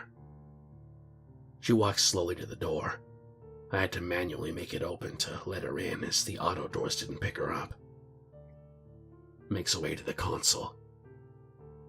Stares at me. Can't tell because she's still wearing those creepy sunglasses. Can you come outside and take a look at my car? I think something's wrong. Her voice is soft in volume, but deep and resonating. Like I felt it more than I heard it. I decline her and explain the policy with leaving as I'm the only staff on site. Okay then. She walks off to the toilet. Now here's where alarm bells start going off. I'm serving the other customers and there's some stragglers here and there. She comes out of the bathroom after 5 minutes. Walks over to me again. There's no toilet paper. Could you get me some? Alarm bells. Something in my head says not to go out there. I get some staff toilet paper from behind the console and give it to her. Here you go, ma'am. Her demeanor seems sour, or as far as I can tell with those sunglasses. Okay. She walks back out to the toilet. About another 5 minutes pass and she walks back out and wanders around the shop. I watch her and notice that she flicks her head in my direction every now and then, like she's scanning me. She walks to the coffee machine and then calls out to me. Her voice is louder this time, but it feels more like a knife or something. Shrill and freezing. There's no milk in here. Can you replace it? I'd like a coffee. I know I should do it, but every something is up alarm in my body and brain was screaming not to. Decline. Say I can't leave the console at this hour of the night. She gets visibly annoyed, telling me how shitty my customer service is. She threatens to contact my manager if I don't come out and change the milk. I decline and apologize, and give her my manager's number. She tries 3 more times to get me to come out over the next 20 minutes. Finally, she gives up and walks off, glaring at me through the windows as she rounds the shop and out of sight. The rest of the shift goes by without a hitch. No creepy things, and it was surprisingly mellow and normal. But I still have a sense of dread in my stomach. I swap over with another clerk and leave at 12:30 a.m., walking to my car about 50 meters away in the parking lot. As I get closer, the glasses, scarf, and glove she was wearing were folded neatly, glasses resting on top, in a pile on the ground by the driver's side door of my car. I look around, sense of dread intensifying. Quick as a flash, I unlock my car, jump in and lock it again. No time to relax. I start my car and get the hell out of there. I've never been so fearful in my life. That sense of dread didn't go away. I got home and needed a few drinks before I could loosen up enough to even consider going to sleep.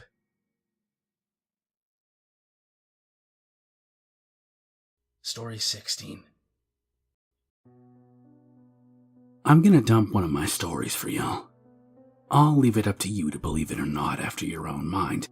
But for me, this was the biggest nope moment I've had. Some background first.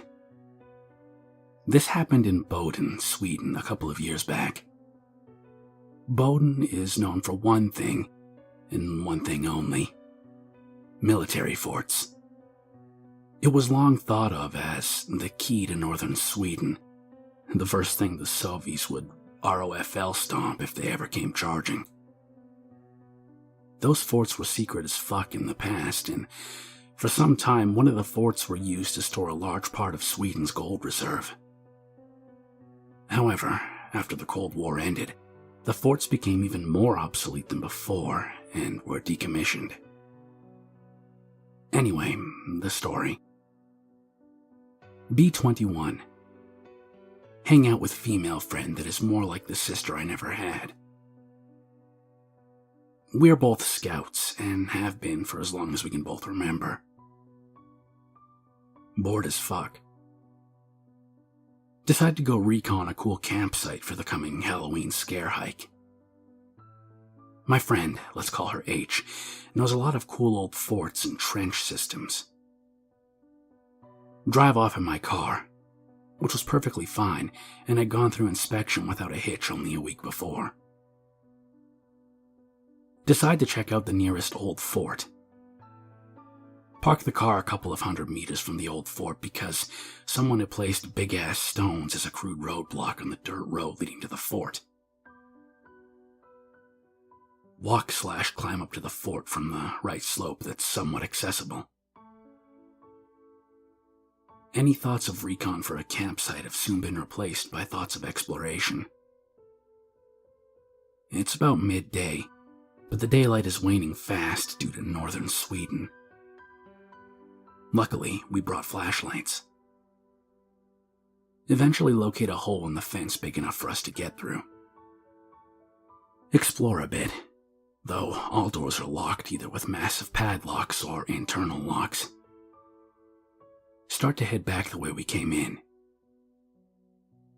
A thick door that we were both sure had been closed before is now slightly ajar. Not by much. Just a couple of centimeters.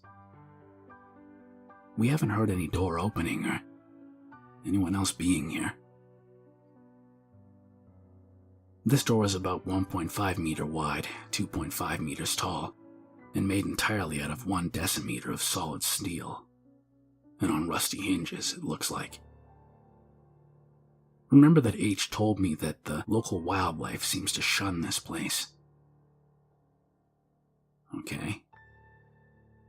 Getting a real bad feeling about this right now. We both keep our distance, but our curiosity gets the better of us. We both try to peek inside.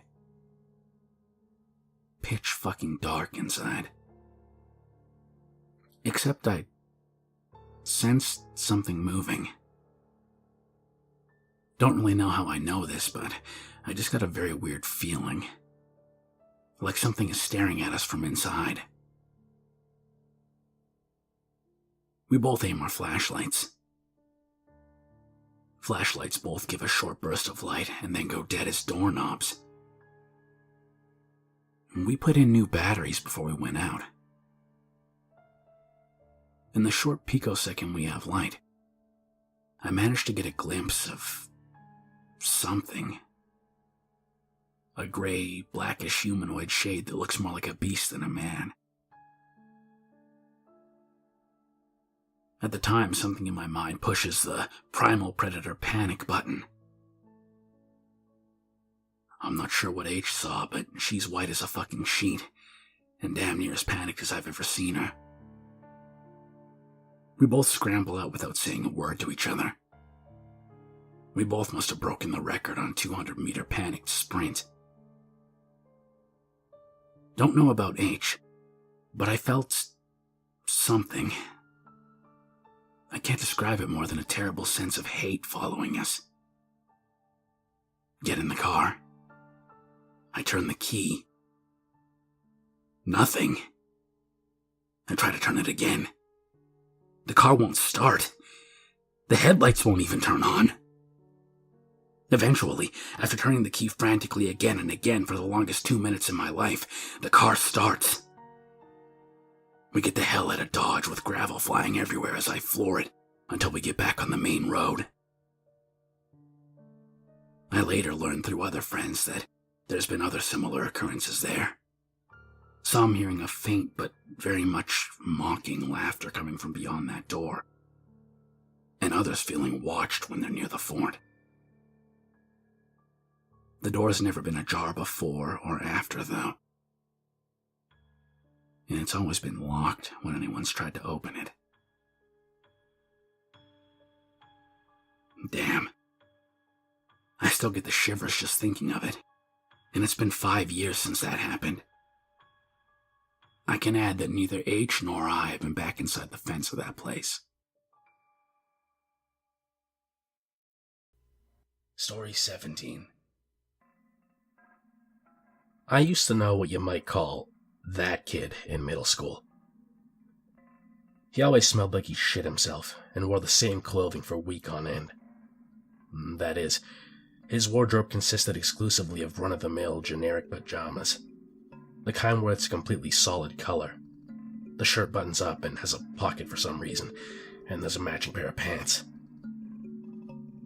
He wore that to school, and he wouldn't take the damn things off until they were fucking made of stains and smelled so bad that he actually noticed. He was your typical chubby, long-haired, greasy neckbeard, except it was the 7th grade and he couldn't grow facial hair. Actually, that's not entirely true. He grew a really weird, thin mustache that was composed of only the barest number of hairs. But his upper lip always looked wet, so you couldn't help but notice that it was there. Anyways, he liked to bill himself as a video game programmer. The truth was, he could only program terrible-ass text adventures in Visual Basic, and it was a damn miracle if they lasted more than 3 minutes and weren't easy as shit. He brought these stupid games into school every other week, burned to blank CD-ROMs, and he'd ask everyone to play them in the computer lab. They were always just useless. You're completely predictable, you wake up in a dark cell or an alien spaceship or in a forest kind of deal. Except for one that he brought in that was different. That's not to say it was actually good, or even really an actual game, to be frank. Just that it stood out among his other releases. This one, he called Happy Mommy, and I'm the sorry sack of shit he insisted should play it. It started out in the usual command prompt window as games always had, with the pointless ass beginning text asking you to type GO to begin the game. Except this time, when I typed GO, it didn't start out in typical text adventure style telling me I woke up somewhere and there's a useful item in the room in 4 directions. And this time it started out saying, Happy Happy Mommy, 1 day gone. Just like that, in all lowercase, as was standard fare in this weirdo's dumbass games. I wasn't really sure what to do at this point, so I asked him, and he told me to type in Mommy. So that's what I did, and it returned, Happy Happy Mommy, 2 day gone. Again, just like that, the S missing after day and everything. I didn't really know what else to do, so I typed in Mommy again. This time I got Happy Happy Mommy, 3 day gone. Now, I tried to type Mommy again, but it didn't work that time, so I asked him what the hell it was supposed to do, and he said to type Feel Good. So I did, and I got Happy Happy Mommy, 4 day gone. Happy Mommy, feel good. Happy Mommy, feel good. And then it just closed itself. I went on with the rest of my day, completely confused at what exactly he had made me play. He came to school the day after that, and that's the last time I ever saw him. Really spooky ending, I guess.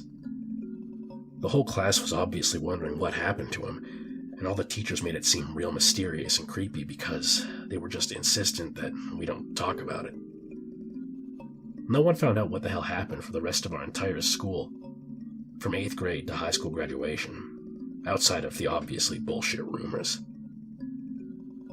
Years later, long after I was a grown adult, I came back into contact with one of my middle school teachers, and we chatted up a bit about the good old days and the stupid assholes that went to my middle school. I guess because I was an adult, he felt more comfortable around me, even if he was still way older than me, so I asked him whatever happened to that kid. Now, this next part, I swear to God, is not made up. Apparently, over the week before he disappeared, this kid's mom had hanged herself. And since he was an only child and she was raising him on her own, and no one in their neighborhood really knew them, nobody knew about it. And this kid just kept going to school and coming home to her corpse for 5 days before someone took notice of this and looked into it. And, according to this particular teacher, this kid, I shit you not, had been fucking his mom's corpse almost the entire time. I was never actually told what happened to him after Child Protective Services took him away. And I'm not sure that anyone knows.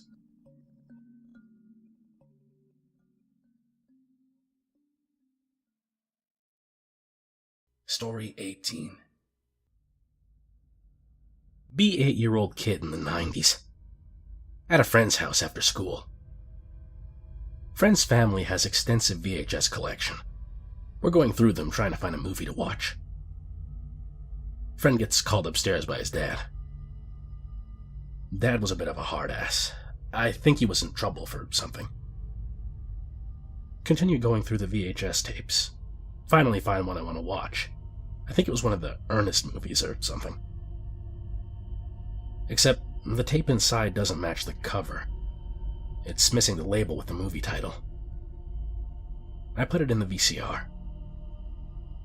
It's a home movie. Looks like they must have set up a tripod in the doorway of the living room because you can see the whole room in a wide shot. Dad and Mom are sitting on the couch, spaced apart. My friend and his sister are each in a chair opposite them. Wait 30 seconds for something to happen. Nothing does. Press fast forward. They're literally just sitting there, not even talking or moving. I get the feeling there's something weird and fucked up about this. I hear my friend coming downstairs. I quickly eject the tape and put it back and never ask him about it. He moves away. I still think about it sometimes.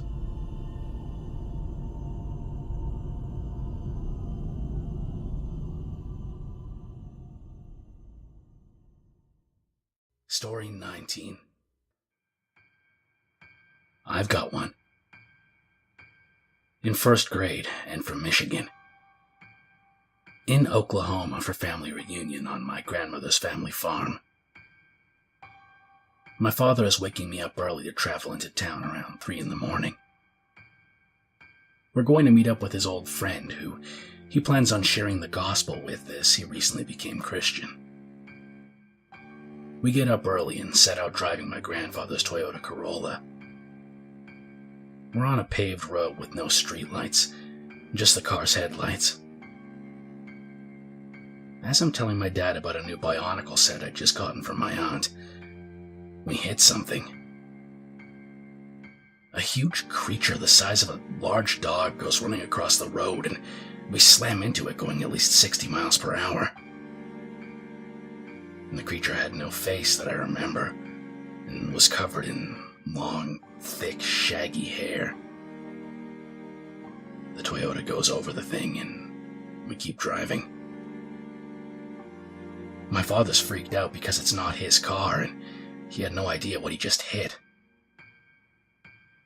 Keep driving for another 10 minutes before the check engine light comes on. We pull over and the front of the car is smashed in. But there's no blood or fur at all. Just crumpled in metal. He calls a tow truck and we wait in the car for about 2 hours. We get to a nearby town and find out the car will need a couple of days' work to fix. Eventually, we use the rental the insurance company got us to get back to the farm. But there's no sign of the thing anywhere. No blood. No body. No sign of anything ever having been on the road. I ask my father about this story often to make sure that he remembers it too. And he's convinced it was a demon put on Earth to stop us from seeing his friend to preach to.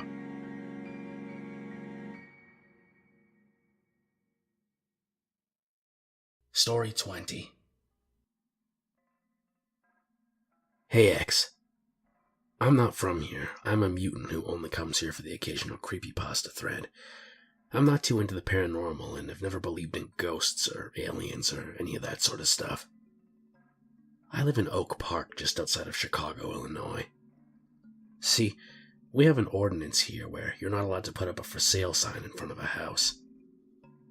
So many homes are vacant here that they'd be absolutely everywhere if we could put them up, so in order to ensure people want to live here, we make it so it doesn't look like nobody wants to live here. Thus, no for sale signs. I live alone with my pet cat, an all-black cat, which I found out is somehow a rarity.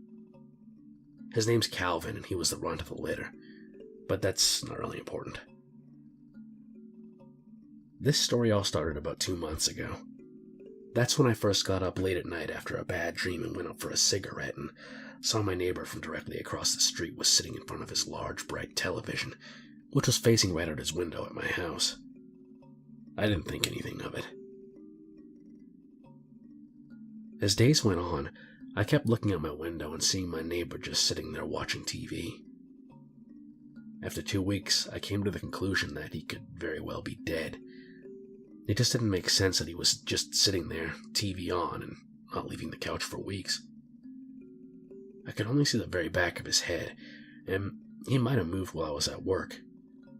But knowing it was there, the light of his television kept me up at night, and for hours on end there would just be no movement. I came to the conclusion that I should just call the police to ask if they could check up on my neighbor. I didn't know him very well. We met twice. He was an older guy. I used to see him shoveling snow or raking leaves, and I'd offer to help, and he said no both times. He was a fairly active guy for his age, and it didn't add up that he'd just sit there for days watching TV and not leaving his house.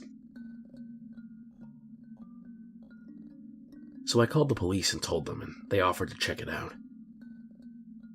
I saw them pull up and couldn't help but watch.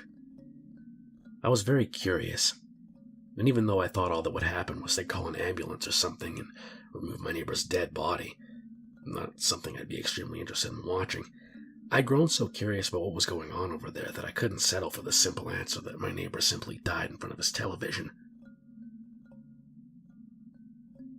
After knocking a few times, I saw them open the front door and walk in. They looked around. One of them left the living room, so I couldn't see where he'd gone. I could only see the one room where my neighbor's windows were. The one officer turned off the television and also left my sight. After that, they both left and drove off. About 20 minutes later, I got a call explaining that the house was empty and my neighbor had moved out. They said a real estate agent had probably just accidentally left the television on. I went on to a few real estate websites and, as it were, the house was indeed for sale. Anticlimactic, but at least it was a far less morbid conclusion than what I'd expected. I was actually sort of embarrassed my mind had immediately gone to death when it was really so bland and simple. I felt like a pretty bad person for actually feeling a slight sense of disappointment when I found out my neighbor hadn't died as I'd assumed. That was a reasonable answer, a totally logical one. I had no way of knowing without the real estate signs up front, and I had no reason to question it. My neighbor had moved out, plain and simple. When I went to bed that night, it had pretty much entirely left my head. My bedroom window faces out towards my neighbor's house. For the last 2 weeks, I've been watching the television from my bed. It was how I went to sleep, just confusedly staring in wonder. Slightly disturbed, knowing I could be staring at the back of the head of my dead neighbor. And since I'd been staring at the television for the last 2 weeks, it took a few minutes to register the horror when I crawled into bed and looked at the television. Still on across the street. I didn't sleep very well. Every night for about a month and a half, I'd just see that television. During the day, it was on. I'd walk up to the house when I was feeling more adventurous and knock on the door, but nobody answered. I started smoking quite a bit in lieu of proper sleep. Every night, I'd walk by the house, curious, scared, and confused. I contacted the realtor and asked if they were giving tours, and she said they weren't, so it didn't get turned on during some open house. I thought maybe I was hallucinating, that the television was never on. But the officer definitely went over and turned it off, so it absolutely had been on, at least in the first place. I invited a friend over 2 weeks ago, and after a little hanging out, I told him the story and asked, straight-faced and horrified, if the television was on. He said that it was.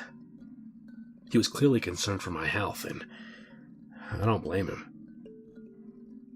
So the only other option I could think of was that maybe a squatter had taken up residence in the vacant house. It wasn't common in the area, as far as I knew. There's very little crime or homelessness in the suburban area I live in, so it didn't really make any sense for somebody to squat here, but it was all that I could think of. Last night, I worked up the courage to confront the squatter. I was going to call the police, but assuming the squatter had been there when I first called, I doubted it would do anything to tell them again. I worked it out in my head that as long as somebody else was living in that house illegally, it wasn't so bad for me to walk over and enter uninvited myself. Stupidly, I worked up this courage while smoking a cigarette late at night, when the only light on was the light pollution over to the east in Chicago and the dim light of the street lamps. Shaking, both from the terrible cold weather we've been having lately and from the nervousness taking over, I opened the door. I was hoping the door was locked so I could back down on my sudden wave of courage and walk away without feeling like I was just running off with my tail between my legs. But to my surprise and dismay, the door wasn't locked. I felt briefly confused, wondering why the realtor hadn't put in a lock like they did when I sold my house, but I realized that if there was somebody squatting here, then it shouldn't come as a surprise that there wasn't exactly airtight security. Timidly, I walked towards the living room. I could hear the faint murmur of infomercials and see the moving lights and colors of the screen shine as I tiptoed, trying to make as little noise as possible. My whole body went cold as I entered the room. There was my squatter, a middle-aged woman, wrinkly, gray-haired, and dressed like a homeless person. At least it added up. I was more horrified at the fact that I now had to confront them than by the woman herself. I stuttered as scared, "Hello?" And she looked at me. And before I could form a thought, she screamed the most hellish, horrifying scream I'd ever heard. It wasn't the scream of a middle-aged woman. It was something deep and ear-splitting. I froze up and my heart sank, and my eyes widened as I stared, accepting that I was going to die. This woman screamed for what seemed like eternity, and it was unwavering. It didn't even sound like she was losing her breath after what I felt like was a whole minute. The moment the initial wave of shock wore off, I just turned and ran. She hadn't moved, save for turning to look at me as she screamed, and I looked to make sure she hadn't gotten up to follow me out. And she hadn't. I considered calling the police, but I didn't want to explain the situation and risk getting myself into legal trouble for trespassing on my neighbor's property. And if they went there and again didn't find the squatter, there was no question I'd be seen as completely insane. I lay awake, refusing to look across the street at the television screen, and my thoughts raced. Surely it had to have just been a squatter. She looked like one, and she was clearly living in a house that wasn't hers. She was probably just a mentally unstable homeless woman. I decided the scream couldn't have been as awful as I had thought. It was just the makings of a scared mind. I actually managed to get some sleep, shockingly enough, and when I woke up, I briefly didn't even consider what had happened the night before. What I woke up to was somewhat odd. My cat sleeps downstairs in the living room on the sofa, but I found him wide awake sitting on my bed cleaning himself. In all my years living here, I never woke up with him in my room. I pet him a little and went downstairs. As I began remembering the events of the previous night, I decided to go out for a cigarette, and on my way out, I found that my front door had been unlocked. I ran through the last night in my head and remembered vividly my frantic run home ending in me making sure all my doors were locked. My memory is very rarely faulty. I felt my stomach churn and my heart sink, and I felt the chill as I walked back upstairs to go to my living room. What I found would have been entirely mundane in any other setting. My television set was on.